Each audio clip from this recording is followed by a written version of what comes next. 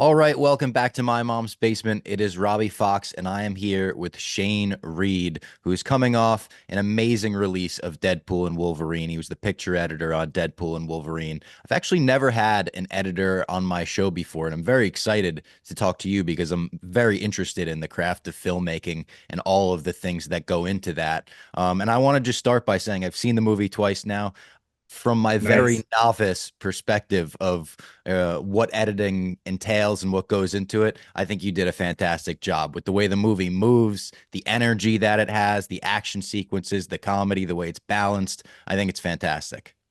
Well, thank you very much, and thank you for having me. I'll just start by saying that Dean Zimmerman was the other editor with me on the film, who has been with Sean for the director for 22 years now, and it definitely was a feat of editing, and impossible to accomplish with one single person, let alone. And with two of us, it was already we had a 23-week post schedule. We had 2,000 visual effects shots, and we moved insanely fast and really efficient, and it couldn't have been done without the talents of Dean. That's awesome. So when it comes to visual effects, like this is obviously a very visual effects heavy movie. I know you worked on the last Ghostbusters as well. I would imagine that's the same kind of thing with visual effects. Are you editing multiple versions, like tons of versions of the movie as the visual effects are getting updated, or are you waiting till those are done? I assume not, right? Sometimes I'll start with these previous sequences that'll be, and they vary from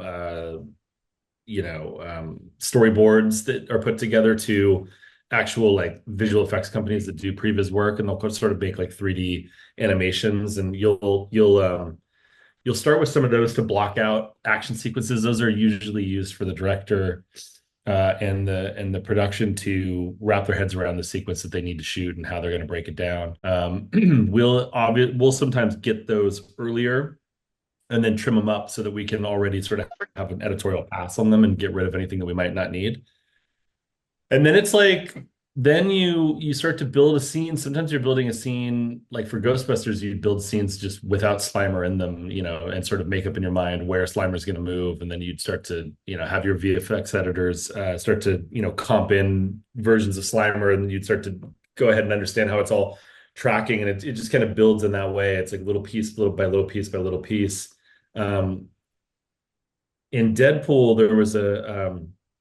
there was an interesting. This comes out later. We can talk about Yeah. everything, right? Yep. Okay, cool. Um, when Evans turns into Johnny Flame and flies up in the sky and then lands on the tower, that was not in the script. The script, I think, because I was cutting that sequence, the script had him fly into a car. He kind of flew down and hit a car and hit the ground. And the idea was still to sort of humiliate the character, but when we were working, we were like, I think it started with a sound effect. I found a sound effect of a really far away, like, ah, and it immediately made us laugh. And so Ryan, Sean, Dean, and I started to sort of build the idea of Johnny hitting because this tower was totally underutilized and was sitting right in the middle. And we were like, oh my God, we can really have some fun with this. So we built all of that with our visual effects team. Previs came in and built the tower, and then we started to have like a little figure fall. There were different variations where he would fall, he'd get his leg stuck, he'd go to get for his leg, fall, hit another thing, land on the pole, fall again. And we just kind of worked that idea for a while until we felt like we had something that felt like it had the physicality to it that we wanted. And then Ryan would record ADR, we would throw that onto it, and then when we felt good about it, we just had the animation team start building and building and building until it was final. That's so great because in both screenings that I've been at, that got such a visceral reaction from the audience. It's just like, oh, oh, oh, I love it. it has that I great, found a yes. I found a video on YouTube or on Instagram, I think, of a woman who was drunk on her husband's shoulders at a wedding, and she's like, they're like, woo, and then she falls and she like scorpions down, like her head hits. It's the most brutal fall. Like her legs go behind her. And we watched it, and no one could actually watch it. I kept showing it to people, and everyone was like, "Oh my God!" And we were like, "We have to have Johnny Flame do this. You know, he has to scorpion on the ground and hit his chin on the pole, and just and make it as humiliating as possible." And that's the sort of subversive humor that a Deadpool movie affords you. That's so fun. I mean, it's the number one movie in the world. The odds are decent that that woman has seen the movie. She might not know she's the inspiration for a scene, She but doesn't I think remember she that might have night. seen it. Yeah. She doesn't remember that night. She doesn't know that happened. So how did Deadpool and Wolverine come about for you? Like, did you know Sean or did you know Ryan? Like, how did you get the job on Deadpool and Wolverine? I I got really lucky, and I was sort of working in the commercial music video space, and I got a call from a friend of mine, a producer named Rebecca Skinner, who is really talented, runs a company called Super Prime out in Santa Monica. And she called me and was like, I have this music video for Taylor Swift.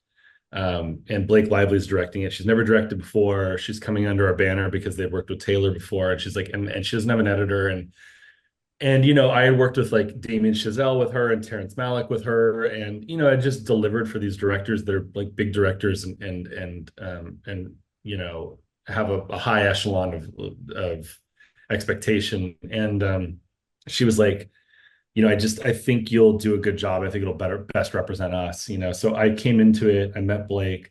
She was like the best, super talented, really fun. We got along really fast, and we're really great collaborators. And Ryan and her are really, really close. They watch everything they do together, and they call each other all the time in the edit bays, and they feed each other jokes, and they watch each other's edits, and they if you're choosing between A, B, or C on anything, like they sort of vote, and then they'll ask you your vote, and it's just a very collaborative process. And so through that, I got to know Ryan a little bit, and um but not a ton. And I remember Ryan announced Deadpool, and I just felt like I felt like I had built up enough trust with Blake that I just felt like maybe I'm just going to ask and see if there's any part that I can have on the film. I don't care what it is. I love Deadpool, and so I really like put myself out there to her. And she was really nice, and it was kind of quiet for a while. And like, what little did I know that she was basically like pinning Sean down for an hour and pinning Ryan down for an hour, and just being like, you have to hire this guy. He's going to fit into your creative collaboration that you have with Dean and Sean and Ryan. They've done 3 films together, I think, or at least 2. They did Free Guy and Adam Project together. And like, out of the blue, one day Ryan was like, I'm pitching you to Marvel in 30 minutes. I was on Ghostbusters at the time, and he was like, give me your schedule on Ghostbusters, gave it to him. And then Sean called me. And Sean knows Jason Reitman quite well, and Jason had me on Ghostbusters, and so he was calling Jason like, this guy doesn't really have any films. What can I look at to even get an idea of what his sensibilities are? And he called me, and he's like, I'm like so confused right now. Like, you have all these people that are just pushing you, and I don't even know what to look at, or I guess I just have to sort of like trust this, and trust the creative people around me that I admire and respect. And so we kind of flew into it a little blind, and it was like the best combination ever. We really grew like 4 brothers in that room cutting, and Blake was right, and Ryan was right, and I'm just the grateful, lucky recipient of being in the right place at the right time. That's an awesome story. And I mean, there were so many rumors about Taylor Swift in this movie. You are the link between Taylor Swift and I am Deadpool the and link. Wolverine. Does your experience in cutting music videos help with the music sequences in a movie like this? Like, there's so many, like the Bye Bye Bye intro and the fight scene in the Honda Odyssey, even the end with Like a Prayer. Does that lend itself to that? Yeah, it's a good question. I mean, music videos, I've only done a few music videos, and they're fine. They're not particularly my favorite, but it's more the commercials. Like, I cut commercials for like a decade, and you know, every commercial you get onto, most commercials, if you're doing a film and you have a script and then there's a lot of directors who are like, that's our script, we're putting that onto the screen, or you change as you kind of go. But a lot of advertising is like, no one knows what, there are ideas and there are smart people. I'm not going to discredit that, but it's like, there's a lot of just like trying to create stories out of things that are not really stories. No one is happy if you cut the thing that they shot. They always expect something different, bigger. They want you to break it open. So for like 10 years, I've had the practice of just applying music to cuts and finding the music that marries with the images that I'm seeing. And you'll listen to these playlists over and over, and like all of a sudden something will hit, and you're like, huh, oh, I totally see. You lay it down, you can just feel it. And I've just had that practice of sound designing and designing sequences with music for so long that when it came to this film, I knew going in that it would put me to the ultimate test of those skills that I had learned. And it did, but it was like the best. It's like I just have such a sensibility for music and pop culture, similar to Ryan. Ryan and Sean had quite a large playlist. I made my own playlist, and I think maybe 5 songs from my playlist made it into the film. Same with theirs, and then we had a little bit from our music team, but it was a pretty hands-on experience, and uh, I think it's one that really I felt like there was a moment where we could really get one of those like wonderful, just talked about soundtracks, those compilations. They're so unique to a film like Guardians does, or but Deadpool's so cool that irony is usually what best suits it. Ryan always had like a prayer in his mind, and it's just the perfect tone. For the bone fight up front, it started with a Kenny Loggins song called "The Gambler" that Ryan's been trying to get into the Deadpool movies since Deadpool 1, and it just never quite fits. Great song, and it just never quite fits for some reason. And the bone fight was all choreographed to it, and I remember the previs was like, it's that song, and I think the idea was, oh, it'd be so fun and ironic to have this like beautiful slow song with this visceral action and bloody gore. And I came in and saw that Dean had put it together, and along with like the previs team and the stunt team, and it kind of followed a bone, and the bone did this, and the bone landed here, and then that bone grabbed, and it had a bit more choreography to it. And I remember watching it, and no one really loved it. It just wasn't working right away. And this is where Ryan and Sean would just go, hey, just gloves off, like do whatever you want to do. And I went in and I put ZZ Top Sharp Dressed Man on it. I just obliterated like any of the choreography, any of the connective tissue between. We knew we needed to have a certain amount of bones for credits, but I just got rid of anything that felt like it didn't work and was holding us down. And then sort of used that commercial video brain, music video brain, to just make it more fun and visceral and fast and entertaining. Showed everyone that, and we all agreed that it wasn't the right song. It didn't feel like the tone of Deadpool, but it did certainly unlock us from adhering to some rules that we'd created for ourselves that weren't working. And then it became about like, all right, well, what is the tone? Like, what do we want? And then we like dove into our playlist, and it was like Britney Spears was on it, Backstreet Boys was on it, Ricky Martin was on it, I think at one point. And it was just like, what? And then when we hit Bye Bye Bye, I was like, it's the best song. It's like one of those great bands that got, so attacked in the 90s by the new metal movement. But here they are, like, there's a cool factor. They've still survived that time. We all love that song. We all know that song. It's in our blood. And what better to show you what this film you're about to step into is. It's like, it's a pop culture dump. It is blood on gore, on action, on joy. And that's the sort of how that landed. That's awesome. Just hearing how that evolved, and even the fact that it didn't start with that kind of blows my mind, because now it feels like it's one of the things people are talking about the most from the movie and making the most Totally. memes of and stuff.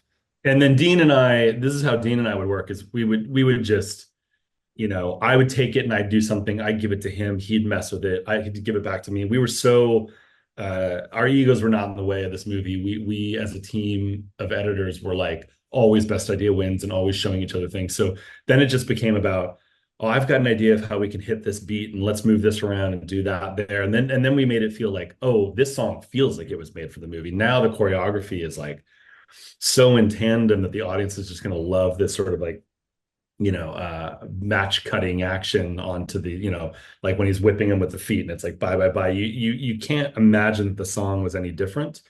And then that opening sequence could just absorb so many ideas. It is a microcosm of the whole film. Like you can just throw everything at Deadpool and it somehow accepts it, absorbs it, and sort of makes it its own. And it's true for all the themes in the movie. It's constantly toggling from like super fast, quick, cutty, montage to drama to quieter scenes to irony to broad comedy to it's such a beast in that kind of way. And in that opening sequence, it was like we had a teams that were pitching us title treatment ideas.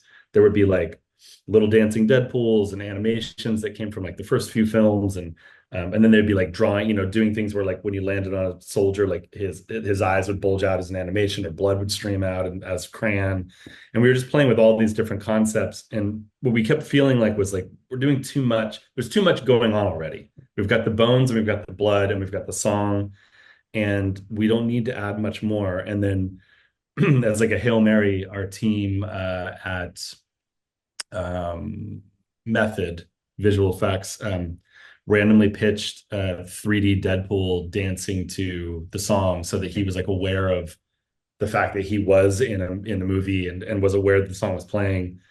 Sean and Ryan flipped out, went and shot it, put a guy in a Deadpool costume, shot it, and then put it together. And then that sequence finally felt like more complete. That's awesome. And talking about the like beast that this movie is in its tone and the fact that you have scenes where you're cracking up and then you'll have a scene like the one in the Honda Odyssey right before the fight where Hugh Jackman is just delivering this unbelievable performance and like really grounding the movie on this awesome level. What were those conversations like on how to balance the tone of this movie? Yeah, it's something that you read the script, you get that there are arcs for the characters, you understand their motivation, you start to construct, individual sequences. Like I first constructed Dean did the van fight, but I did all that stuff before with the driving and then Hugh's speech that you're talking about. And you just sort of you just go off performance. You just like the thing about that's so fun about the movie is that Wolverine is only receiving the information that Wolverine's receiving in the movie. Deadpool is like Ryan says, like his brain's like a chewed up bagel or something. Like he's all over the place, commenting on the whole world and being the audience for us. But Wolverine is like he's real and we got to play him real.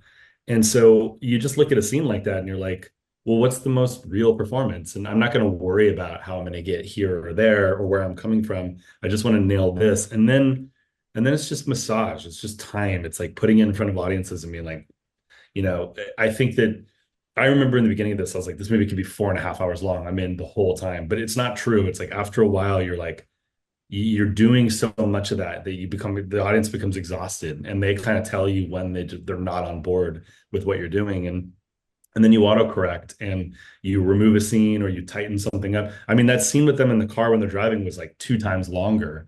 And it was just like, we don't need all of this, like we got to get to this sooner. We need just enough to kind of bridge this nice pool moment into here to get to something serious, to then get to something wacky again.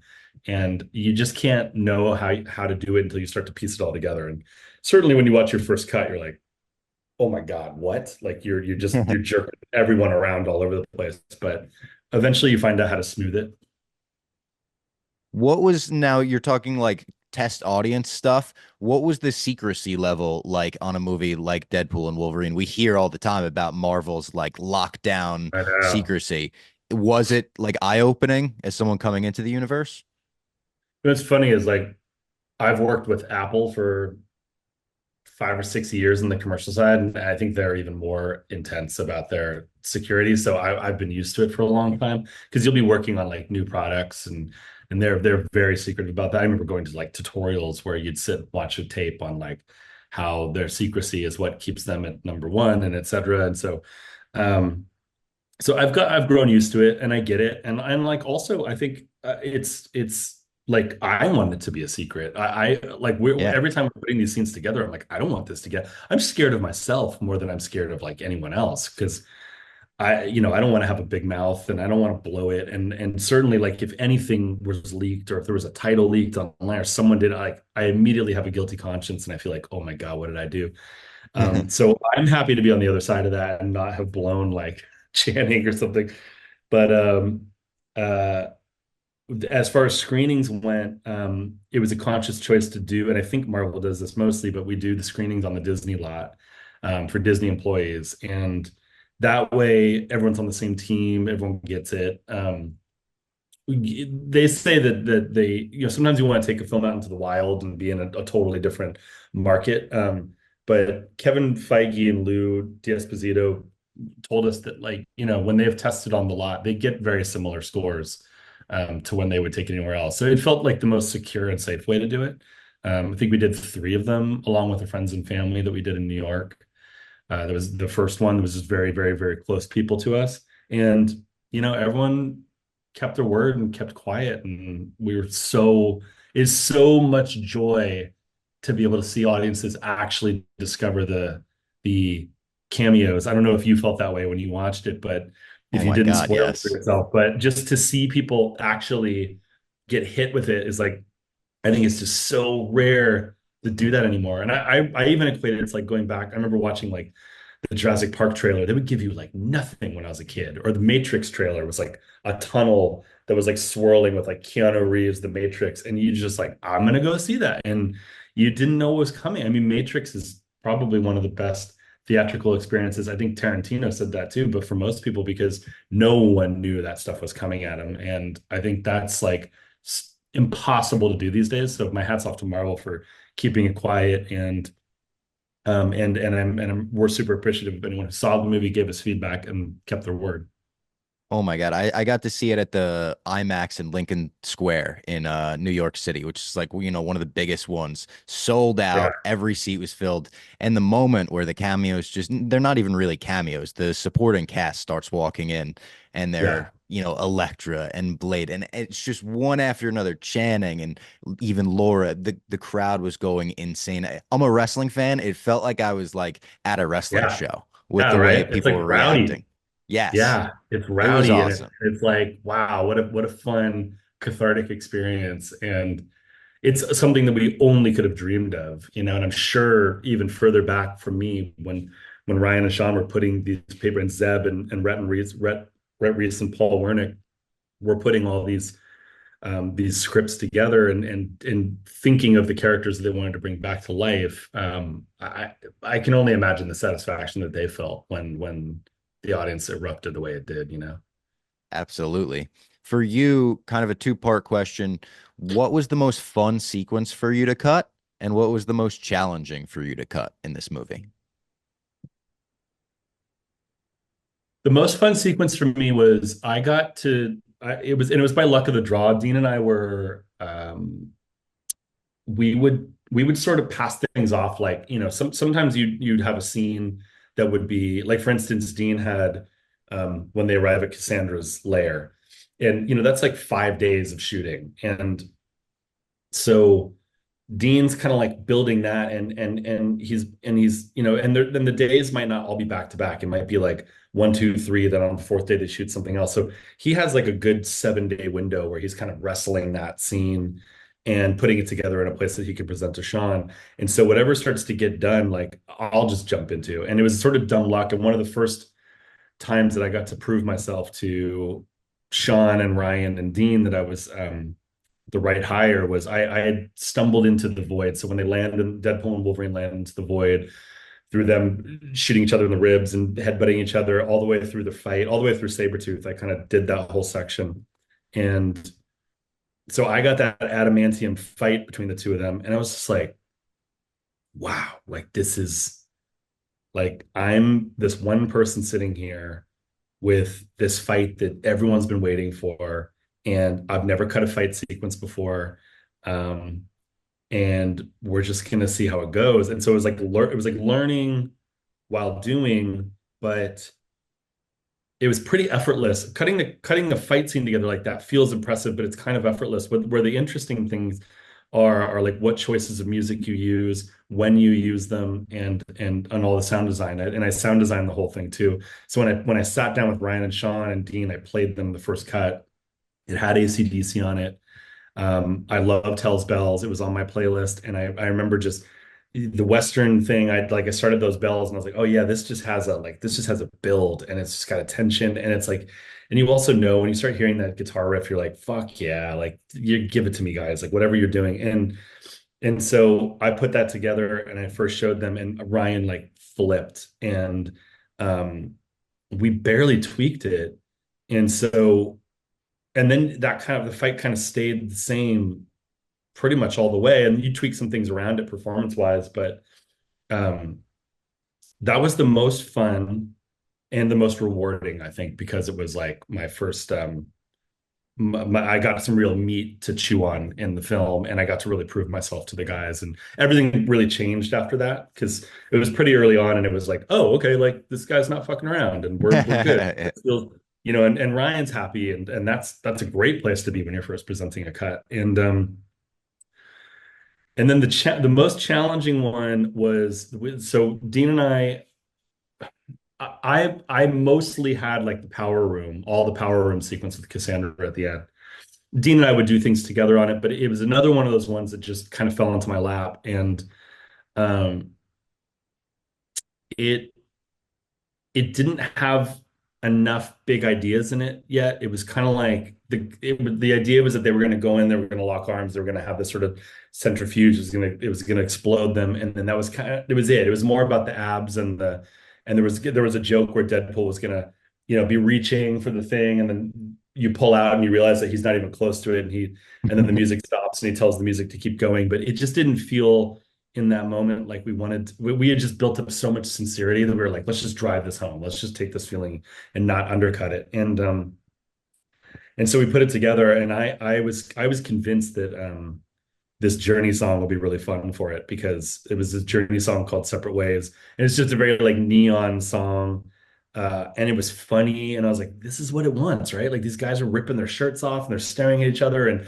there's sparks and there's grit, and and it was undeniably like I had everyone in the VFX department and Dean and Sean like in love with it, and we were all like pushing for it, and we played it for Ryan.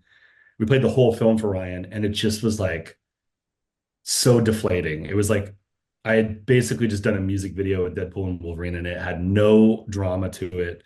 Um, and it wasn't like all my fault. It's like it didn't exist there, but it made Dean and I go. We like sat down and we were like, we have to have bigger ideas here. Like this is leading to something, and it's just not landing.